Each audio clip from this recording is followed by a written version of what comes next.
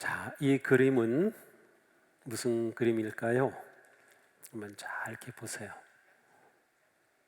네.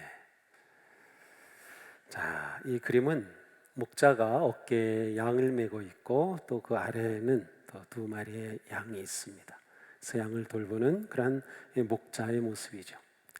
자, 그런데 이 그림이 중요한 이유는 로마 제국 시대에 순교를 당한 그리스도인들의 지하 무덤인 카타콤이라고 있어요. 이 카타콤 가운데 프리실라 카타콤에서 발견된 그림입니다. 그러니까 250년 전후에 그려졌다고 볼 수 있습니다. 그 당시 그리스도인들은 박해를 피해서 무덤으로 가서 그곳에서 거주하기까지 했어요. 카타콤은 지하 무덤이면서 또한 그리스도인들이 박해를 피해서 숨어 지내던 거주 공간이기도 하였습니다. 카타콤 안에는 하나님을 나타내는 어떠한 그림이나 형상이 전혀 없습니다. 왜냐하면 십계명 제2계명에서 어떤 형상도 만들지 말라고 했어요. 그래서 그리스도인들은 그러한 전통 가운데 아무 형상도 만들거나 그리지 않았습니다. 그런데 우리가 본 그림처럼 목자이신 예수님을 나타내는 이 그림은 그렸어요. 유독 이 그림이 많이 발견되고 있습니다. 부활하신 그리스도를 믿는 성도들이 왜 목자이신 예수님을 이렇게 그렸을까요? 초대교회 성도들은 많은 것들을 그릴 수가 있었지만 유독 목자이신 예수님의 그림을 또한 그러한 조각품을 많이 만들었을까요? 고난과 박해 속에서 성도들이 의지하고 바라보고 붙잡았던 예수님은 바로 목자이신 예수님이셨습니다. 부활하신 예수님은 살아계셔서 자신들과 함께 하시며 자신들을 인도하시고 자신들을 품어주시는 목자가 되신다고 하는 그 믿음 없이는 이 박해를 이겨낼 수 없었기 때문이죠. 그들은 자신들이 목자가 없이는 살 수 없는 양임을 알고 있었습니다. 더 나아가 그들에게는 목자가 있다는 것이 얼마나 큰 위로와 용기와 힘이 되는지도 알고 있었기 때문이죠. 예수님은 말씀하셨습니다. 나는 양의 문이다. 나는 선한 목자다. 당시 유대인들의 생활과 문화를 알면 예수님의 오늘 말씀을 우리는 더 깊이 깨달을 수 있습니다. 2000년 전 팔레스타인 지역의 사람들은 양 없이는 살 수 없었습니다. 그리고 그들의 대화 중에는 양에 대해 할 이야기들이 무진장 많았습니다. 그러니 예수님께서 들려주신 양과 목자의 이야기는 그들에게 더 가까이 다가왔을 것입니다. 예수님은 나는 양의 문이다 라고 말씀하십니다. 유대 지방은 우기와 건기가 있어요.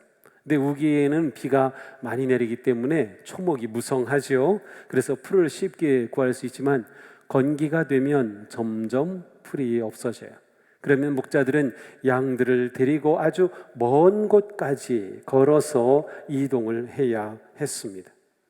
이렇게 이동하면 목자들은 그곳에서 임시로 울타리를 만들거나 또는 이전에 왔을 때 만든 그 울타리를 보수해서 양을 잘 이렇게 보호할 수 있는 우리를 만들고 그리고 양을 그곳에 놓고 밤을 지내곤 했습니다.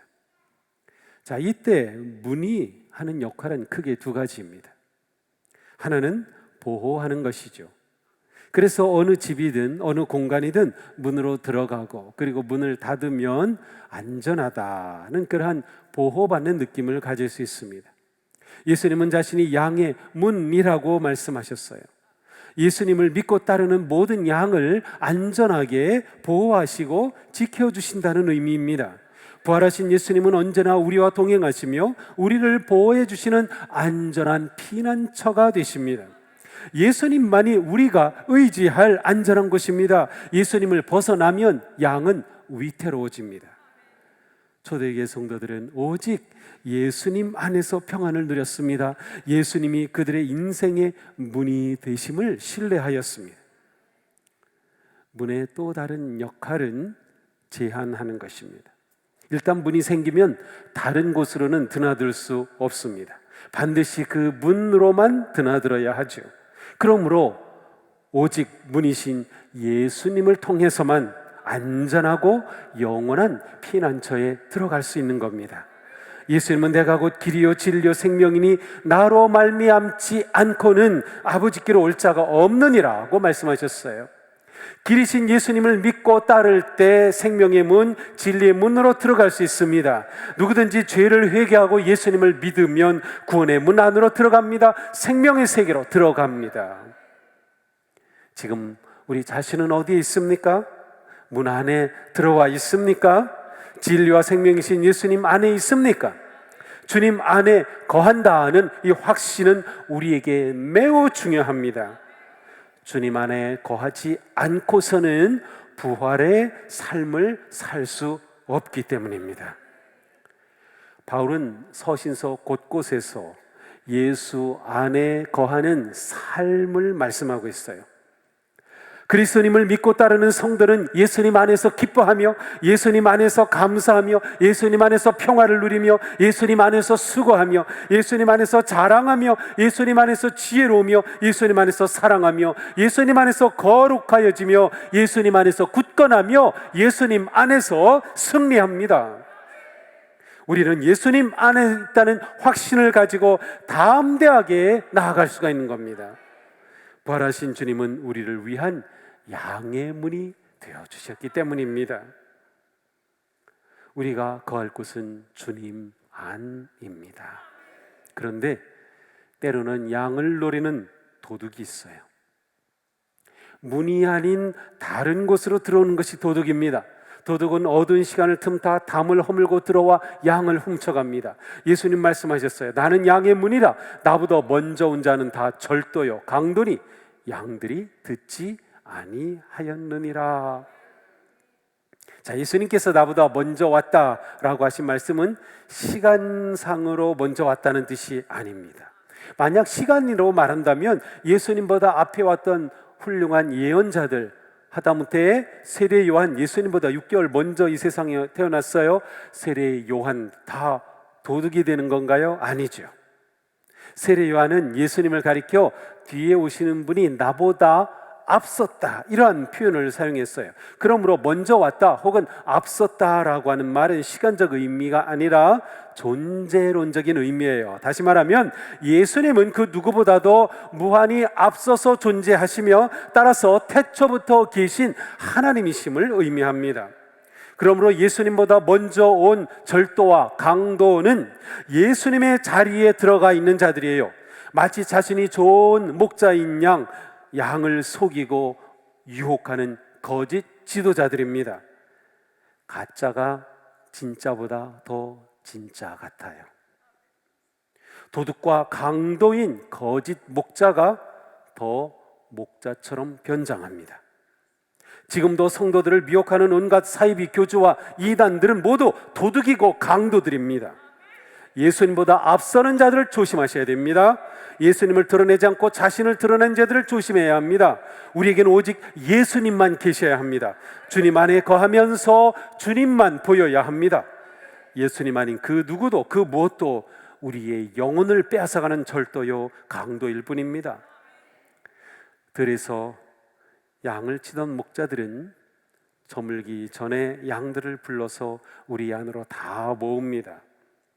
이 목자들은 여럿이고 자기가 맡은 돌보는 양은 다 다르지만 함께 공동으로 이동하고 공동으로 우리를 만들어서 양들을 보호했어요. 그것이 훨씬 더 안전하게 또 효과적으로 양을 돌볼 수 있기 때문이죠.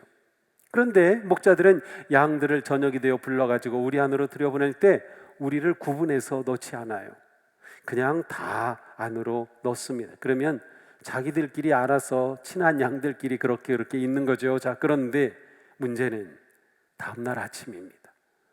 큰 우리의 양들이 다 섞여 있으니 아침에 어떻게 목자가 자기 양을 데리고 나갈 수 있을까요? 아무 걱정할 필요가 없어요. 왜? 양은 기가 막히게 목자의 음성을 알아듣기 때문입니다. 주인이 자기를 부르는 소리만 들으면 양들은 기뻐가지고 주인의 음성을 알아듣고 주인에게로 모입니다. 다른 사람이 부르면 대답도 하지 않아요. 아무 반응도 없어요. 당연히 따르지도 않습니다.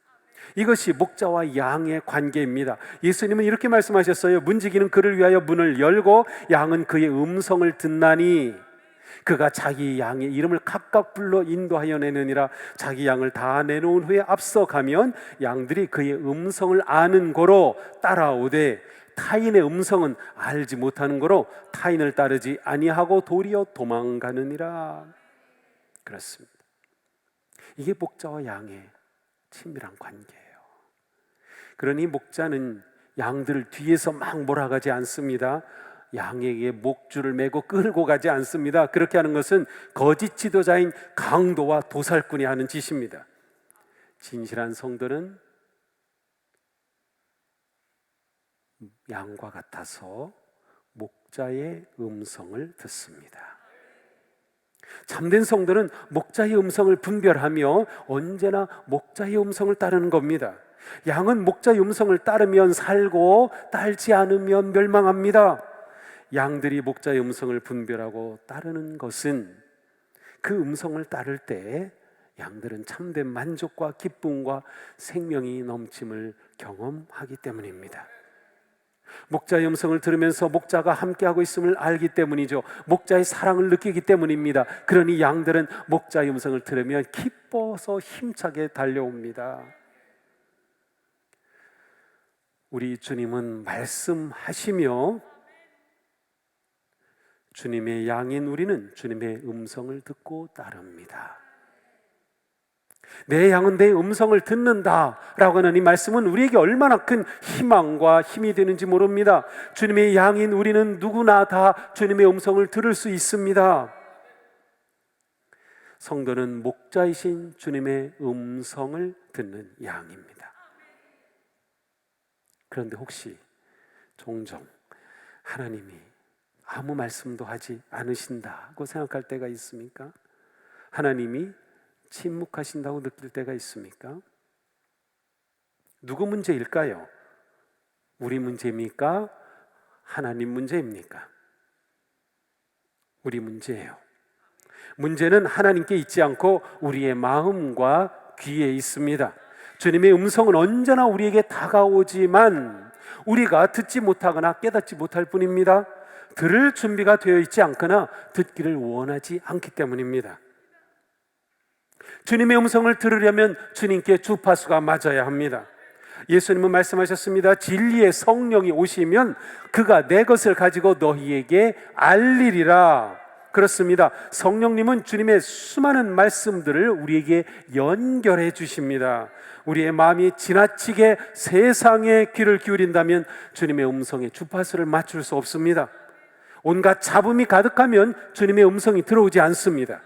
그러니 우리는 성령님을 구해야 합니다. 들을 귀를 구하며 성령님을 의지해야 합니다. 주님의 음성을 듣고자 하는 마음으로 가득해야 합니다. 세상의 소음을 끊고 조용히 주님께 귀를 기울이셔야 합니다.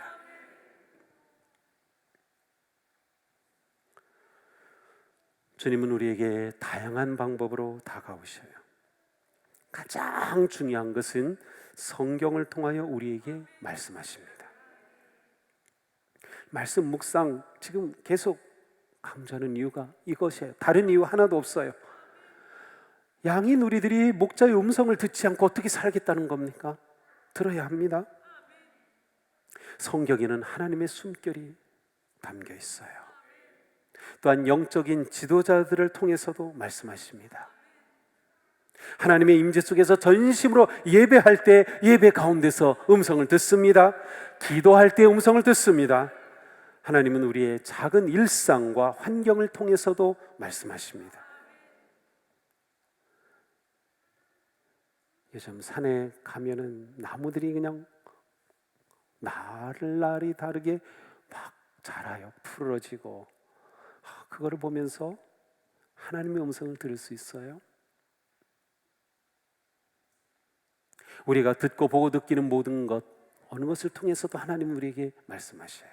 중요한 것은 우리의 귀가 들을 귀가 되었나라는 것이에요. 주파수가 주님께 맞춰져 있나입니다. 사랑하는 성도 여러분, 주님의 음성을 듣고 계십니까? 부활의 주님을 따르는 거룩한 길에서 항상 목자의 음성을 듣는 복된 성도가 되기를 바랍니다.